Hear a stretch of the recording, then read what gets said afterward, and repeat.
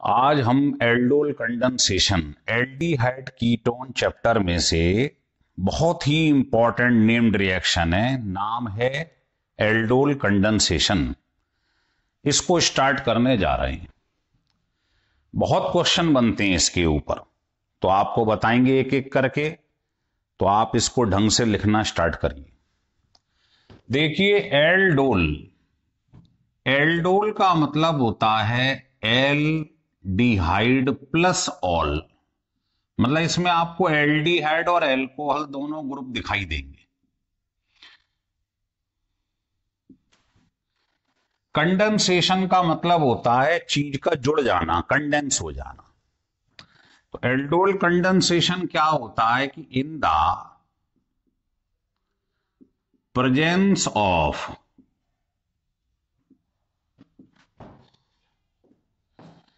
Dilute acid और base.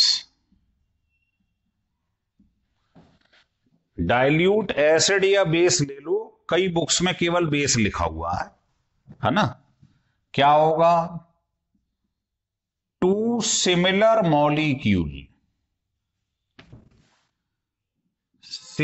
Molecule of aldehyde या ketone क्या होंगे? आपस में जुड़ जाएंगे, लिंक टुगेदर। दो एल्डिहाइड या दो कीटोन सिमिलर होनी चाहिए। डाइल्यूट एसिड या बेस की प्रेजेंस में आपस में कंडेंस हो जाएंगी, जुड़ जाएंगी। They form beta hydroxy. अगर एल्डिहाइड लिए दोनों तो बीटा हाइड्रोक्सी एल्डिहाइड बनेगा। अगर दोनों कीटोन लिए तो बीटा हाइड्रोक्सी कीटोन बनेगी। इसी को एल्डोल कहते हैं।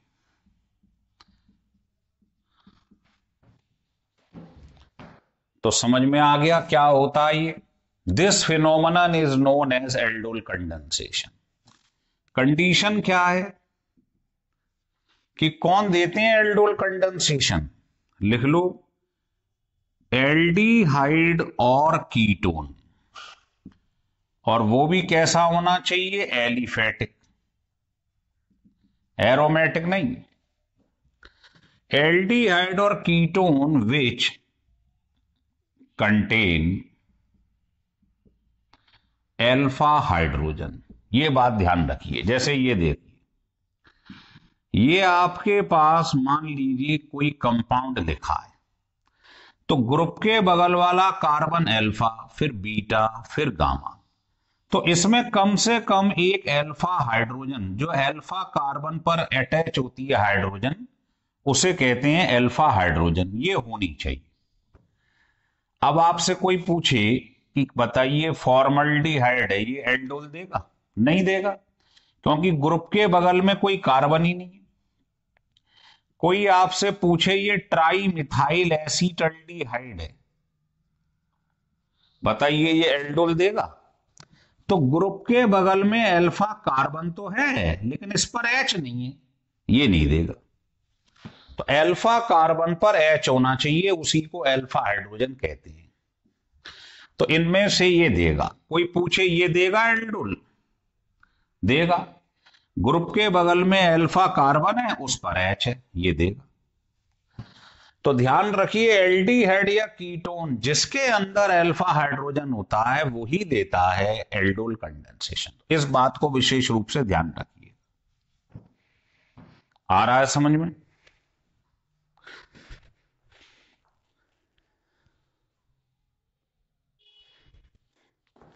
लिखिए। अब आपको बताते हैं इसकी कैरेक्टरिस्टिक्स क्या है। तो इसकी जो कैरेक्टरिस्टिक्स हैं, पहला तो ये है कि ये जो है it is an irreversible change. ये इररिवर्सिबल होता है। दूसरा, new carbon carbon linkage is setup. इसमें कार्बन कार्बन की चेन बन जाएगी, अभी दिखाएंगे आपको। और तीसरा, जो प्रोडक्ट बनता है वो loses water on heating, heat करने पर वाटर लूज कर देता है ना। जैसे मैं एग्जाम्पल लेके चल रहा हूं, मान लीजिए ये एसीटल्डिहाइड लिखा है, तो क्या करना है इसमें, कंडेंसेशन में क्या करना है, इसके दो मॉलिक्यूल लेने हैं, ये लिख ली। इरिवर्सेबल है, प्रेजेंस क्या है, डाइल्यूट एसिड या बेस। NaOH ले सकते हो, KOH ले सकते हो, कैल्शियम हाइड्रोक्साइड ले लो, बेरियम हाइड्रोक्साइड ले लो, कुछ भी ले सकते हो आप। तो इसकी प्रेजेंस में कंडेंसेशन हो जाएगा। कैसे होता है, इधर में जो ग्रुप लिखा है, ग्रुप के बगल में अल्फा कार्बन है, ये अल्फा हाइड्रोजन इधर माइग्रेट कर जाएगा और उसकी जगह ये बॉन्ड आ जाएगा, दोनों लिंक हो जाएंगे।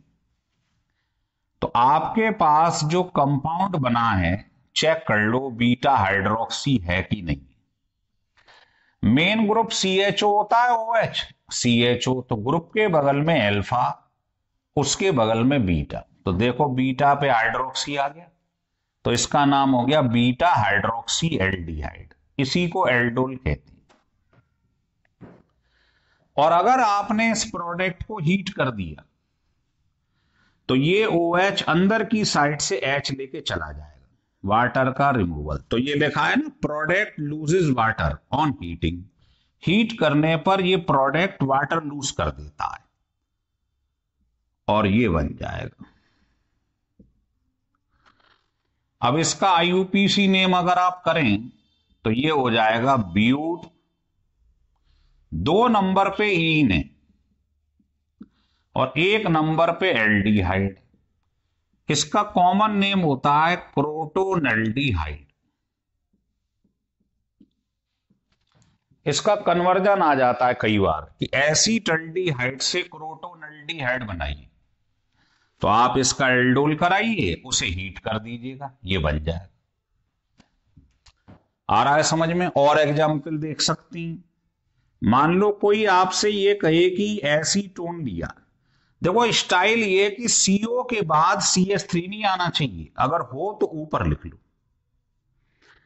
इस CO को फ्री रखो, इसके बाद कार्बन नहीं आना चाहिए। ऐसा ही एक मॉलिक्यूल और ले लिया, CH3CO CH3, डाइल्यूट बेस या एसिड की प्रेजेंस ले ली, होगा क्या, ग्रुप के बगल में जो अल्फा कार्बन है, यहां से H इधर आ जाएगा और बॉन्ड इधर। तो आप देख लीजिए, क्या आपके पास बीटा हाइड्रोक्सी कंपाउंड बन रहा है? अगर ये नहीं बन रहा है तो आप गलत कर रहे हो। देखो ग्रुप के बगल में अल्फा, फिर बीटा, बीटा पे हाइड्रोक्सी, और इसको हीट करोगे तो वाटर निकल जाएगा, डबल बॉन्ड आ जाएगा। तो ये पढ़ रहे थे हम, ये था एल्डोल कंडेंसेशन, लिख लीजिएगा। चलिए एक एग्जाम्पल आपको और दिखाते हैं।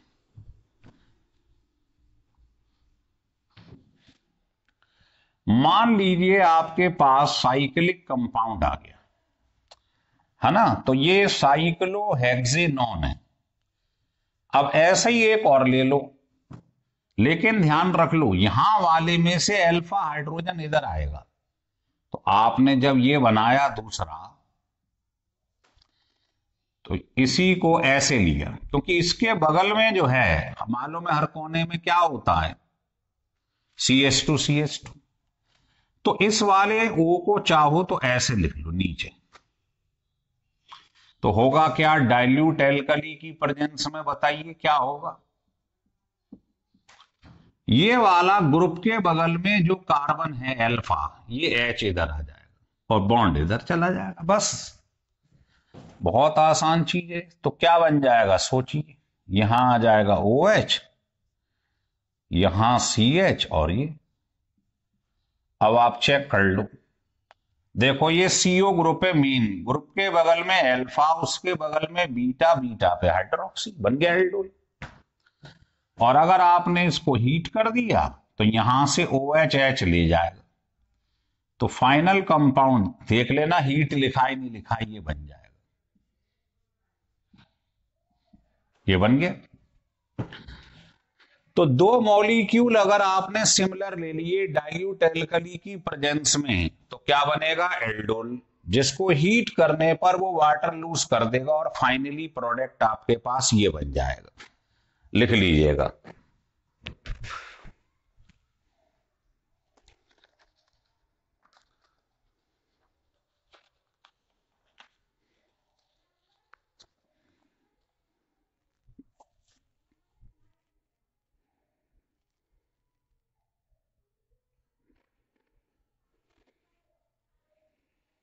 लिख लिया। अब आपको बताते हैं कि देखिए, अब क्रॉस्ड एल्डोल कंडेंसेशन क्या होता है, क्रॉस्ड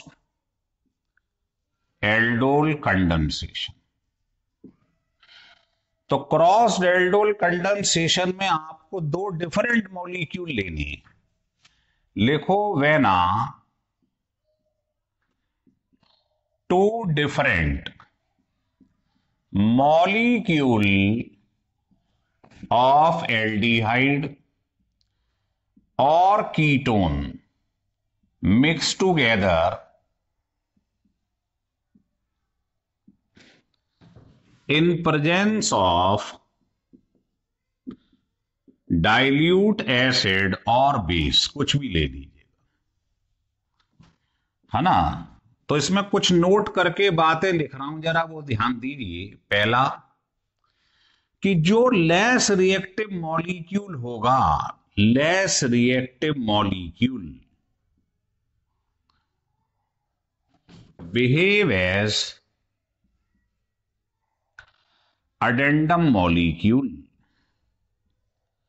अडेंडम मॉलिक्यूल, आप कहेंगे अडेंडम क्या होता है, molecule to be added, molecule to be added.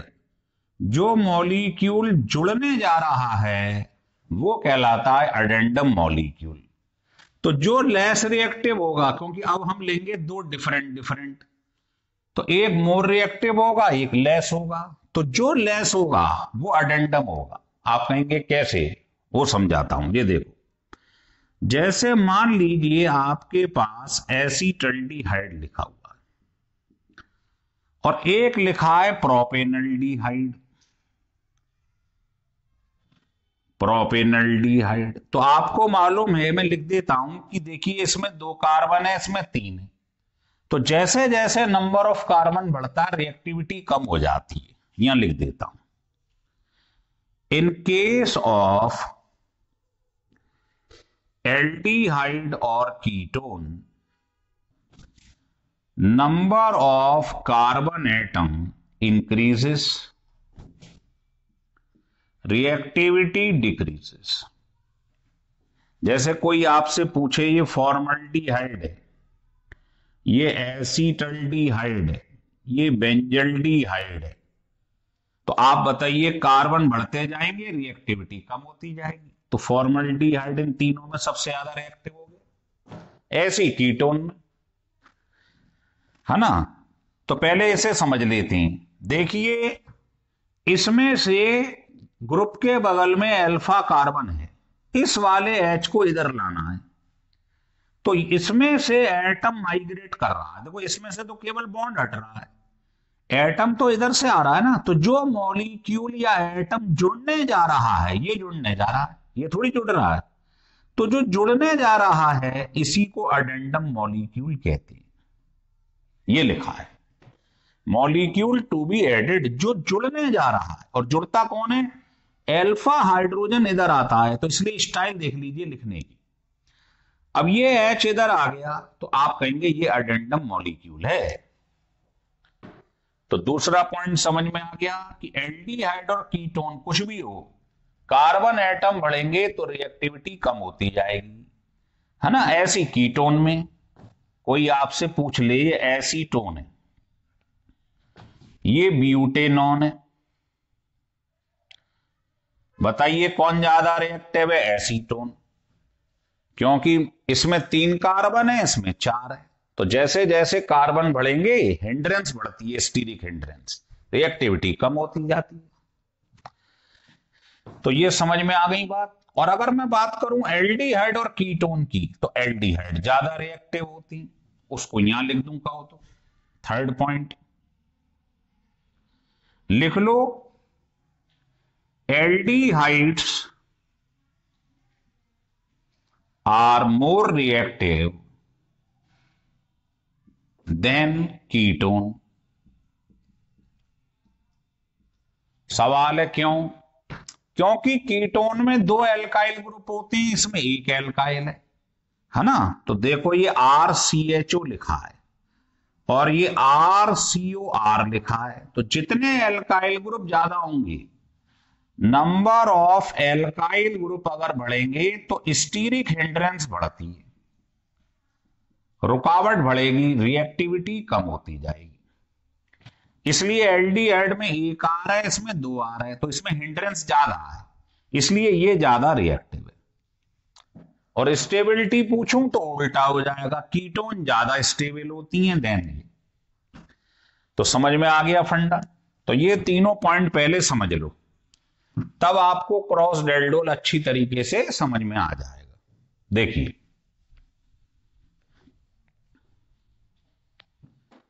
क्या करना है, इसमें 2 डिफरेंट मॉलिक्यूल ले लिए। मान लो एक ले लिया मैंने एसीटल्डिहाइड और एक ले लिया मैंने एसीटोन, डाइल्यूट एल्कली।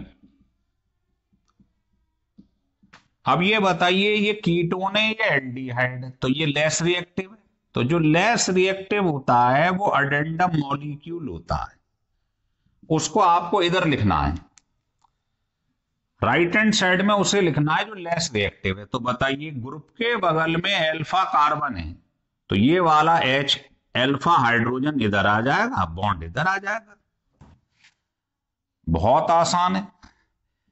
तो आपके पास ये बन जाएगा, क्या बन जाएगा? बीटा हाइड्रोक्सी कंपाउंड, ग्रुप के बगल में अल्फा और बीटा, बीटा पे हाइड्रोक्सी लगा है, इसी को एल्डोल कहती है, बीटा हाइड्रोक्सी कंपाउंड। हो गया क्लियर? तो क्रॉस डेल्डोल में दोनों डिफरेंट मॉलिक्यूल आपको लेने हैं, एक एल्डिहाइड एक कीटोन, या 2 डिफरेंट एल्डिहाइड्स 2 डिफरेंट कीटोन, ऐसे भी ले सकती हैं। जैसे देखिए ये आपके पास एसीटल्डिहाइड है, एक आपने प्रोपेनल्डिहाइड ले लिया, प्रोपेनल्डिहाइड, लेकिन स्टाइल देख लीजिए लिखने की, ग्रुप के बगल में जो अल्फा कार्बन है उसका H इधर आएगा, तो उसको इसके सामने रखो, एक्स्ट्रा कार्बन हो तो ऊपर टांग लो, 3 कार्बन का एल्डिहाइड हो गया। तो बताइए इसमें 3 कार्बन है, इसमें 2 है, तो ये लेस रिएक्टिव है, ये अडेंडम मॉलिक्यूल है, तो H इधर आ जाएगा, तो बीटा हाइड्रोक्सी कंपाउंड बन जाएगा।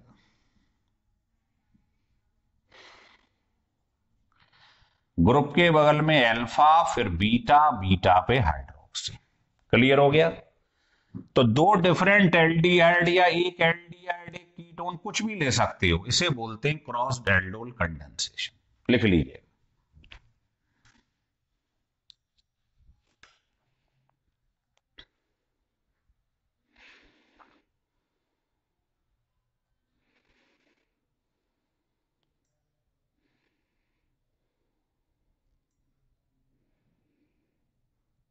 लिख लिया? लिखिए। अब आपको मैं इसे रिवर्स करके दिखाता हूं कि मान लो प्रोडक्ट लिखा हो तो आप इसके अंदर रिएक्टेंट कैसे निकालेंगे। लिखो प्लेनिंग एल्डोल कंडेंसेशन रिएक्शन। जैसे पहला एग्जाम्पल लें, मान लीजिए आपके पास पेपर में ये लिखा हुआ है,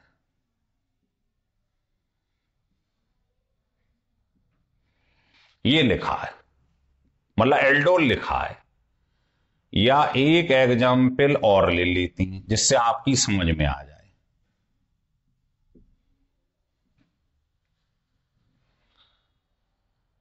ये एल्डोल लिखा है, देखो एल्डिहाइड भी है और ऑल भी है, एल्कोहल भी है, तो इसे एल्डोल कहते हैं, बीटा हाइड्रोक्सी। और किसी ने कहा बताओ ये तो प्रोडक्ट है, किससे बना है, ये क्या लिया था आपने? तो ये OH वाला जो है पॉइंट, इसको यहां से ब्रेक कर दो, ब्रेक कर दो।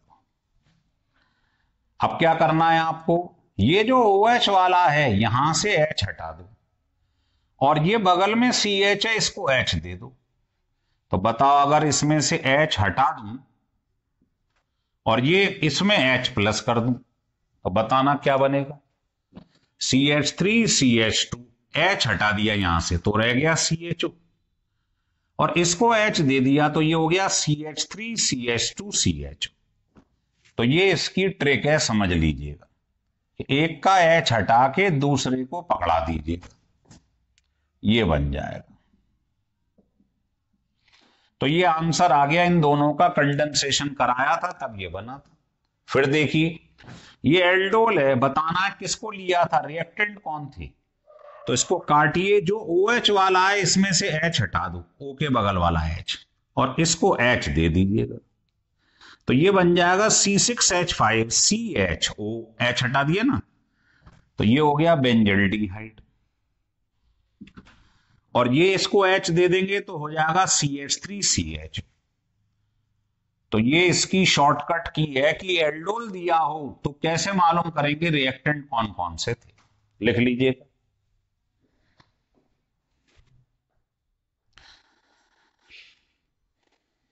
लिख लिए। अब इसी में अगर मान लो वाटर लूज करवा दिया एल्डोल में से, तो कैसे बताएंगे, देखिए।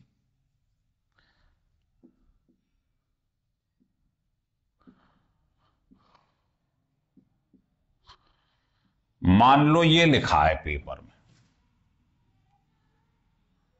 ये एल्डोल के बाद हीट कर दिया है, तो इसमें से क्या हुआ है, वाटर निकल चुका है, डबल बॉन्ड आ चुका है। अब आपको बताना है कि रिएक्टेंट कौन कौन से थे, तो डबल बॉन्ड को ब्रेक कर दीजिए, ये ट्रिक है। इधर O लगा दो, इधर 2H लगा दो। भाई वाटर निकाल दिया था आपने, आप वाटर जोड़ दो दोबारा से, तो ये बन जाएगा CH3CH2CH2CHO, CH3CH2CH2CHO प्लस, और ये हो जाएगा CH3CH2CH2CHO। तो बताओ इसी के दो मॉलिक्यूल बन गए नहीं बन गए? तो अगर इसमें डबल बॉन्ड है, एल्डोल को हीट कर दिया गया है, तो इसे ब्रेक करके इधर O दे दीजिए, है ना, और CH वाली तरफ, और C वाली तरफ 2H, वाटर जोड़ दीजिए। जैसे मान लो एक एग्जाम्पल में और ले लेता हूं, मान लो पेपर में ये लिखा हुआ है,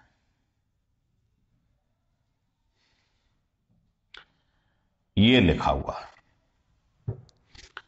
है ना, तो ग्रुप के बगल में कौन होता है, अल्फा, उसके बगल में कौन है, बीटा। तो ट्रिक क्या है इसकी कि रिएक्टेंट कौन है, इसे ब्रेक कर दो, बीटा वाले को O दे दो और अल्फा वाले को 2H दे दो, बस ऐसे याद रखो आप, तो बस बन जाएगा आपके पास में, ये मालूम पड़ गया आपको। तो ट्रिक याद रखिए क्या है,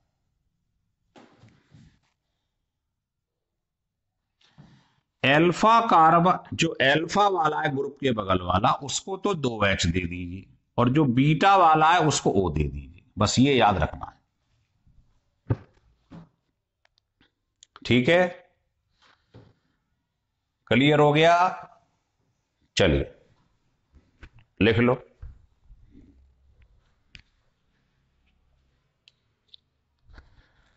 देखिए, अब हम इस चैप्टर की सबसे इंपॉर्टेंट चीज स्टार्ट कर रहे हैं, जिसके सबसे ज्यादा क्वेश्चन आज तक बने हैं। और वो है इंट्रामोलिकुलर एल्डोल कंडेंसेशन। ये बहुत इंपॉर्टेंट है, very very very very important, लिख लीजिएगा।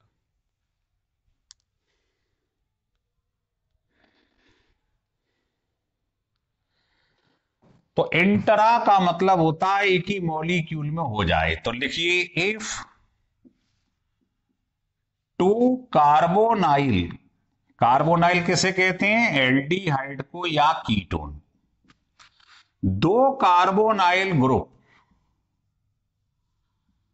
Attach on the same compound, एक ही कंपाउंड में अगर दो एल्डिहाइड आ जाए या दो कीटोन आ जाएं या एक एल्डिहाइड एक कीटोन आ जाए, दो ग्रुप आने चाहिए, तब होता है इंट्रामोलिकुलर एल्डोल कंडेंसेशन। लिख लिया? Then it shows intramolecular aldol condensation.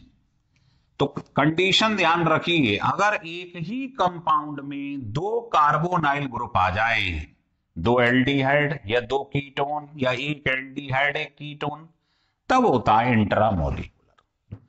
अब इसमें नोट करके कुछ बातें बता दूंगा आपको। पहली बात देखो, ऑर्डर ऑफ स्टेबिलिटी जो होता है, 6 मेंबर्ड रिंग जो होती है वो सबसे ज्यादा स्टेबल होती, फिर 5 मेंबर्ड और फिर 7 मेंबर्ड। ये ऑर्डर ध्यान रखना। 4 एंड 3 मेंबर्ड रिंग जो होती है ये अनस्टेबल होती है, इसको स्टेबल नहीं माना जाता है। स्टेबल का ऑर्डर ये है, ध्यान रखिए, 6 5 7। अगर ये दोनों रिंग बन रही हो तो हम इसको प्रेफरेंस देंगे, अगर ये दोनों रिंग बन रही हैं तो हम इसको प्रेफरेंस देंगे। तो इसको याद रखिए, क्योंकि इसके बिना आपको ये समझ में नहीं आएगा। लिख लीजिएगा।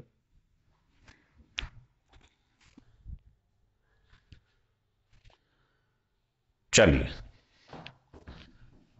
अब मैं इसके कुछ एग्जाम्पल दिखाता हूं आपको।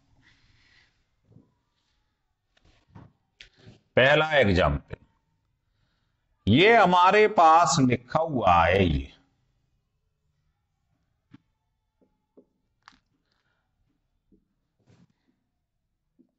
ये लिखा हुआ है ना। एक एग्जाम्पल और ले रही हूं, वो ये लिखा हुआ है,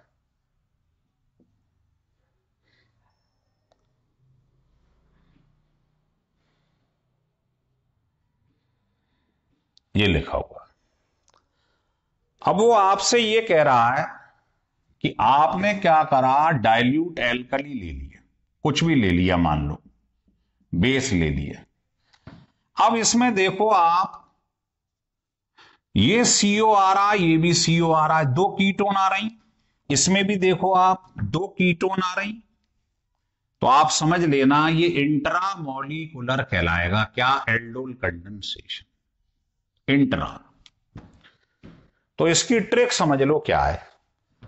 देखो ये सीओ है, ये भी सीओ है, तो आपको ये देखना है, ये सीओ जो दिखाई दे रहा है यहां से नंबरिंग करो, 1 2 3 4 5। अगर मैं इस वाले से ग्रुप के बगल में अल्फा हाइड्रोजन को इधर ले जाऊं, यही होता है ना एल्डोल, अल्फा हाइड्रोजन को इधर ले जाऊं, तो बताइए 1 2 3 4 5, 5 कार्बन की रिंग बन जाएगी, ये जुड़ जाएगा इससे। और अगर कोई बच्चा कहता कि नहीं, ये ग्रुप के बगल में आप ये जो लिखा है CH2 यहां से H इस वाले CO पे ले जाओ, तो 1 2 3 की रिंग बनती। अगर मैं इधर से ले लूं तो बताइए, इधर से अल्फा हाइड्रोजन ग्रुप के बगल में हो जाए अगर, तो 1 2 3 यहां से H इधर चला जाए O के पास, तो 3 कार्बन की रिंग बन जाएगी, जो गलत हो जाएगी। क्योंकि आपको मालूम है रिंग किसकी बनेगी, स्टेबल कौन ज्यादा है, 5 वाली या 3 वाली? 5 वाली। तो आप क्या करोगे, ग्रुप के बगल में जो अल्फा कार्बन है यहां से H इस O पे ले आओ, तो 1 2 3 4 5 5 कार्बन की रिंग बन जाएगी। तो सरल तरीका ये होता है 5 कार्बन की रिंग बना के रख लो और यहां से नंबरिंग कर लो, आप ऐसे करके रख लो। अब बताओ, देखो यहां से क्या हुआ, H उठकर इधर आ गया 1 नंबर से, तो 2 नंबर पे क्या है, Cu, 2 नंबर पे Cu है। और कहां आया है ये H, 1 नंबर से उठ के 5 पे आया है, O पे, तो H O के संग आ गया, तो 5 नंबर पे एक तो OH हो गया और एक 5 नंबर पे CH3 है। तो 5 नंबर पे एक तो OH है और 5 नंबर पे एक CH3। फिर समझ लो, पहली बात तो आपको ये चेक करना है कि मुझे CO के बगल से इससे या इससे H उठा के दूसरे CO पे ले जाना है। यही हो रहा था ना अभी थोड़ी देर पहले, देखो एल्डोल समझ लो, इसमें आपने क्या करा था, याद करो उस घटना को। ग्रुप के बगल में अल्फा कार्बन है, तो इस वाले से एक CO तो ये रहा, ऐसे लिख लो, एक CO तो ये रहा, दूसरा CO ये रहा, तो इसके अल्फा हाइड्रोजन से उठा के दूसरे CO पे आते हो नहीं आते हो आप, है ना, पर वो अलग अलग मॉलिक्यूल थे, ये एक ही है। तो CO के बगल से अल्फा से उठाकर दूसरे O पे आना है, तो आपने ये CO के बगल से ये अल्फा मान लिया, यहां से H उठा के यहां लाना है। तो आप देख लो रिंग कितने की बन रही है, 1 2 3 4 5, ये रिंग बन जाएगी जब जुड़ेगा तो। और अगर मैंने CO के बगल में इसको ले लिया होता है अल्फा और ये H इधर आता, तो रिंग बनती 1 2 3, ये जुड़ जाते ना आपस में, 3 की रिंग बनती नहीं, अनस्टेबल होती है, इसलिए मैं प्रेफरेंस इसे दे रहा हूं। तो सबसे पहले जब ये इधर आएगा तो 5 कार्बन हो गए, तो 5 कार्बन की सबसे पहले रिंग बनाओ। फिर देखो यहां से नंबरिंग स्टार्ट करिए, 1 2 2 पे CO है, तो यहां पर 1 स्टार्ट कराया आपने, तो 2 पे CO लगा दो, और 5 नंबर पे जब H इधर आएगा तो OH हो जाएगा, और 5 नंबर पे CH3 है, तो 5 नंबर पे OH भी है, CH3 भी है। अब आ गया समझ में? इसके बाद अगर आप इसे हीट करोगे तो आपको मालूम है एल्डोल में से वाटर निकलता है, तो वाटर कहां से निकालना है आपको ध्यान रखिए, यहां क्या है, CH2, तो आपको 5 नंबर से और 1 नंबर से क्या निकाल देना है, यहां से वाटर निकाल देना है। मतलब ध्यान रखो 1 और 5 के बीच में डबल बॉन्ड आ जाता है, बस ये है ट्रिक। यहां क्या रह जाएगा, OH निकल जाएगा, तो ये आंसर हो गया। अब जैसे इसमें कोशिश करते हैं हम, चलो देखो, तो सबसे पहले तो आप हर कोने में ये लिख लीजिएगा, कार्बन के संग 2 बॉन्ड हैं, 2 H और लगा दो, 4 वैलेंसी होती है, ऐसे लिख लो। अब इसमें 2 CO आ रहे हैं, 2 CO आ रहे हैं तो होगा इंट्रामोलिकुलर। अब ये देखो ये ग्रुप है, इसके बगल में मैं अगर इसे अल्फा मान लेता, मान लो, और यहां से H इधर आ जाता, तो 1 2 3 4 5 6 7 कार्बन की रिंग बन जाती। और अगर मान लो CO के बगल में मैं इसे अल्फा मान लू और यहां से H उठ के यहां आ जाए, तो 1 2 3 4 5 की रिंग बनेगी। तो 5 वाली ज्यादा स्टेबल होती है या 7 वाली, है ना, अभी ऑर्डर बताया था ना आपको, ये होता है ऑर्डर ऑफ स्टेबिलिटी रिंग का। तो 5 की भी बन रही है, 7 की भी, तो हम 5 वाले को प्रेफरेंस देंगे, मतलब इधर वाले से H उठकर इधर आएगा। हो रहा है क्लियर? क्लियर हो रहा है? चलिए, तो क्या करेंगे जरा बताएं, इसको हटा दे रहे हैं, बहुत इंपॉर्टेंट है ये, इसकी प्रैक्टिस करनी है। तो आपको क्या करना है, ये वाला उठा के यहां लाओ, तो 1 2 3 4 5 5 कार्बन की रिंग बन जाएगी, इसको हटा दो, ये 7 की बन रही थी। तो 5 कार्बन की सबसे पहले तो रिंग बनाया करो, सरल तरीका ये, और इसको ऐसे मान लिया करो, मान लिया। अब मालूम है ये 1 नंबर है, तो 1 नंबर से H इधर आया है, तो 1 नंबर पे क्या जुड़ा है, COCH3। 1 नंबर पे पहले तो आप COCH3 जोड़ दो, ऐसे जोड़ दो, एक नंबर पे COCH3, इस पे तो कोई नंबरिंग है नहीं, नंबरिंग तो यहां से स्टार्ट हो रही है 1 2 3 4 5, तो एक नंबर पे COCH3 जोड़ दो। और 5 नंबर पे क्या हो रहा है देखो, ये H उठकर O के संग आ गया है, तो 5 नंबर पे एक तो OH हो गया और 5 नंबर पे एक CH3 है, तो 5 नंबर पे एक OH है एक CH3, बाकी तो सब सेम है। अब आप ये बताओ अगर मैं इसे हीट कर दूं तो वाटर लूज कर देगा ये। कहां से करता है, अभी मैंने बताया था आपको, कहां से वाटर लूज होता है, पहले से और पांचवें से, तो ये HOH लेके चला जाएगा, बस यहां डबल बॉन्ड लगा तो आंसर आ गया आपका। ये सिंपल ट्रिक है इसकी, प्रैक्टिस करनी है और कुछ नहीं है, बस ये आंसर हो गया आपका। और समझो, और समझा देती हैं।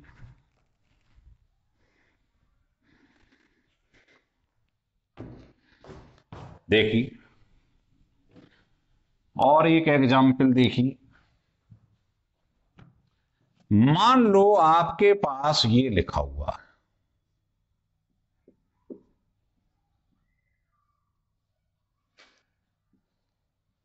ये लिखा है, इसका आपने डाइल्यूट एल्कली पे रिएक्शन कराया। अब आपको मालूम है ये CO है, ये भी CO है, और बीच में ये लिखा है। अब देखो ये ग्रुप है, ग्रुप के बगल में कार्बन अल्फा है। अब यहां से अगर मैं H इस CO पे लाऊं तो बताइए 1 2 3 4 5 कार्बन की रिंग बनेगी, और अगर मैं CO के बगल में इधर से H इधर ले आऊं O तो 3 कार्बन की रिंग बनेगी। तो प्रेफरेंस इस वाली को दूंगा नहीं दूंगा, तो यहां से H यहां लाया, कितने कार्बन हो गए 5, तो तुरंत 5 कार्बन की रिंग बना लीजिएगा, ये होता तरीका। अब इस पे नंबर डाल दो, तो देखो एक नंबर से उठकर ये यहां आया, तो एक नंबर पे क्या हो गया ये CH3, 2 पे क्या हो गया CO, तो 2 पे हो गया CO, ये लो है ना, फिर CH2 CH2 CH2 CH2 ये चल रहा है, फिर CHO, तो यहां से H जब यहां आएगा तो 5 नंबर का जो है 1 2 3 4 5, 5 वाले पे यहां से H आया तो ये क्या हो गया CHOH, इस पे CH तो ही OH लगा हुआ है। 5 नंबर पे क्या लगा हुआ है H, इधर आया तो क्या हो गया OH, तो CHOH। अब इसके बाद हीट करेंगे तो क्या होगा आप सबको मालूम ही है, पहले नंबर, यहां पहले सजावट कर लो जी, पहले नंबर से और पांचवें नंबर से HOH लेके चला जाता है, मतलब पहले और पांचवें के बीच में डबल बॉन्ड आ जाएगा, बस ये आंसर है आपका।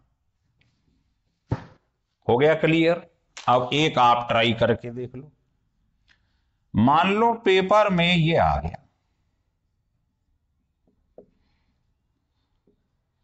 ये आ गया पेपर में, लिख लो, लिख लिया, चलिए कैसे करेंगे देखो।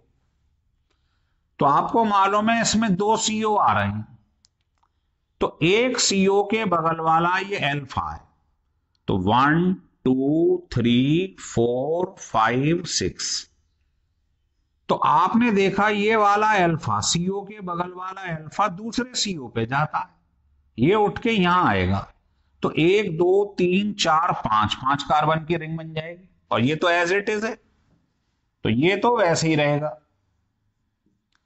और यहां 1 2 3 4 5, ये देखा करो ये उठकर किस पर आ रहा है, इसके बगल में अल्फा वाला दूसरे CO पे आता है, तो बस यहां से यहां तक का डिस्टेंस नाप लो, 1 2 3 4 5, उसकी रिंग बना दो, ये लो ये बना दी रिंग 5 कार्बन की, 5 कार्बन होगा इसके अंदर, ठीक है। तो अब देखो पहला यहां से उठा, दूसरे नंबर पे CO है, तीसरा रिंग से जुड़ा हुआ है, मतलब ये कार्बन तीसरा नंबर है जो इससे जुड़ा हुआ है, इस पे CO है, समझ में आ रहा है, दूसरे पे CO है, तीसरा रिंग से जुड़ा हुआ है, तो तीसरा रिंग से जुड़ा है, 2 पे CO है और पहले पे CH2 था, यहां पर, यहां से तो H उठकर यहां आया है। और बताओ चौथा वाला कहां है, ये रहा, और पांचवा वाले पे जब यहां से H इधर आएगा तो यहां क्या हो जाएगा, पांचवें पे यहां H आएगा तो COH और संग में CH3, तो पांचवें वाले पे OH और CH3, पांचवें वाले पे H आ गया ना इधर, तो OH और संग में CH3 आ गया समझ में। और इसको अगर मैं हीट कर दूं, ये पहला है ये पांचवा है, तो सोचिए अगर मैं इसको हीट कर दूं तो क्या होगा, पहले से और पांचवें से HOH लेके चला जाएगा तो क्या आ जाता है पहले और पांचवें के बीच में, डबल बॉन्ड, ये बन गया।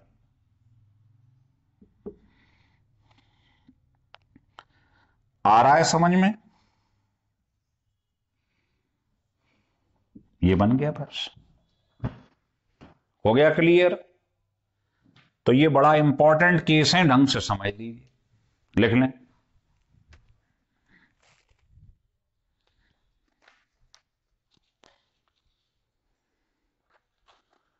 हो गया क्लियर।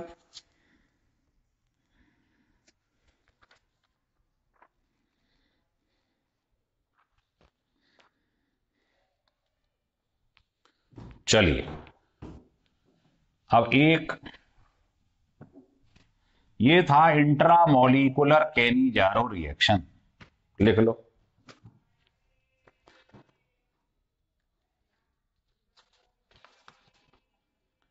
हो गया क्लियर। अब मैं आपको बताता हूं जेई 2021 में एक सवाल आया, वो देखिएगा। अब ये लिखा हुआ है हमारे पास CH2 CH2 CHO CH2 CH2 CHO, ये जेई 2021 में आया, इसको आप ट्राई कर सकती। देखो एक नंबर अगर मैं एक ग्रुप के बगल में एक नंबर मान लूं, है ना, इसको ऐसे लिख सकते हैं CHO, इसको भी लिख लो CHO, तो ग्रुप के एक CO के बगल वाले को अल्फा मान लेती है, एक नंबर 1 2 3 4 5 6 7। तो अगर मैं यहां से स्टार्टिंग करूंगा तो आप जानते हो 7 कार्बन की रिंग बन जाएगी। 1 से 7 नंबर पे क्या होता है, H आ जाता है, पढ़ा है ना आपने। तो इधर 7 कार्बन की रिंग बना दो आप। आ रहा है समझ में। चलिए तो आपको मालूम ही है, यहां से चलूं तो बन रही है 7 कार्बन की रिंग। अगर आपको लगता है नहीं साहब कहीं और से, क्योंकि सीक्वेंस तो ये होता है ना, तो आप इसके बगल से चलेंगे तो 7 कार्बन की रिंग बन जाएगी, और इसके अलावा आप कहीं से चल ही नहीं सकते हैं। CO के बगल से यहीं से चलना होगा, या यहां से चल लो CO के बगल से, यहां से सिमेट्री, तो ये बन जाएगा। तो बस आप कुछ मत करो, इस वाले को यहां ले आओ, 7 कार्बन की रिंग बना दीजिएगा। तो कैसा दिखाई देगा जरा बताना, इसके संग 7 कार्बन, तो 7 कार्बन आपको जो बनानी है वो ऐसे बनाई, ऐसे ले लीजिए, है ना, कहीं से भी स्टार्ट कर लो, 1 2 3 4 5 6 7। अब ये ध्यान रखना, यहां से चलोगे तो 3 नंबर और 4 नंबर वाला इस रिंग से अटैच है, मतलब इसको फिक्स कर लो 3 और 4, है ना। और आपको मालूम ही है यहां क्या हो रहा है, 3 और 4 नंबर पे भाई एक नंबर फिर 2 नंबर, 2 नंबर ये है, इस पे CH2 लिखा है। एक नंबर से कौन है आप समझ गए, एक नंबर पे एक तो CHO लिखा है, और H चला जाएगा तो क्या लिखा है CH, तो यहां पर आपके पास एक नंबर पे CHO लिखा है।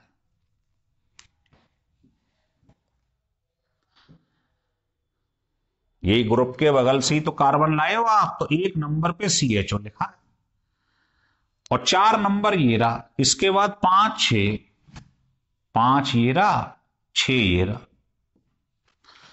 और एक नंबर से H उठकर 7 नंबर पे क्या बन गया है, CHOH, तो 7 नंबर पे ये CH तो है ही, OH, ये एक नंबर। अब इसके बाद अगर आप इसे हीट कर दो तो क्या होगा जरा बताइए। हीट करोगे तो जो पहला और लास्ट वाला है यहां से HOH लेके चला जाएगा, मतलब डबल बॉन्ड आ जाएगा। ये है, तो पूरा ढंग से समझ में आ गया होगा। अब आपको इंट्रामोलिकुलर एल्डोल कंडेंसेशन लिख लीजिएगा।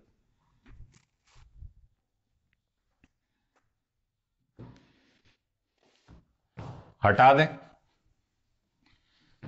चलिए।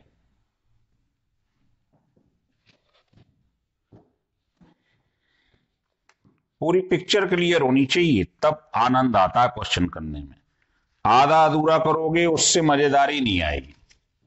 अब आप एल्डोल कंडेंसेशन का लास्ट मैकेनिज्म समझ लो कैसा होता है, कैसे होता है एल्डोल कंडेंसेशन। तो सबसे पहला स्टेप ये होता है कि आप एल्कली का रिएक्शन करवा दो। किस पे करवाएंगे, है ना। तो हमारा क्वेश्चन ये है, ध्यान रख लो पहले, कि हमने 2 मॉलिक्यूल एल्डिहाइड के लिए और डाइल्यूट एल्कली की प्रेजेंस ले ली OH-। तो क्या होगा, ये इधर आएगा, ये इधर एल्डोल बन जाएगा। ये पढ़ा है ना आपने, इसकी मैकेनिज्म पढ़ने जा रहे हैं। तो क्या करेंगे, सबसे पहले पहला मॉलिक्यूल ले लो आप, क्या लिखा है CH3CHO, और इसका सबसे पहले, ये 2 जो लिए हैं आपने, इसका सबसे पहले रिएक्शन होता है इस पर। तो क्या होगा, एल्कली के संग फर्स्ट मॉलिक्यूल का रिएक्शन हो गया, तो ये HOH लेके निकल जाएगा। वाटर निकल गया, नेगेटिव चार्ज इसने एक्वायर कर लिया, इसको एनोलेट आयन बोलते हैं, एनोलेट आयन। ये है फर्स्ट स्टेप कि 2 मॉलिक्यूल संग में ये, तो पहले मॉलिक्यूल ने इससे रिएक्शन करा तो क्या होगा साहब, इसमें से वाटर निकल जाएगा। ये ग्रुप के बगल में एक्टिव कार्बन है ना, अल्फा कार्बन, यहां से HOH लेके चला गया, तो ये नेगेटिव चार्ज इसके ऊपर आ गया। सेकंड स्टेप में क्या होता है, ये जो दूसरा मॉलिक्यूल है ये इससे एनोलेट से रिएक्शन कर जाता है। तो दूसरा मॉलिक्यूल जो है ये CH3CHO, इसका रिएक्शन एनोलेट आयन पे करवा दीजिए।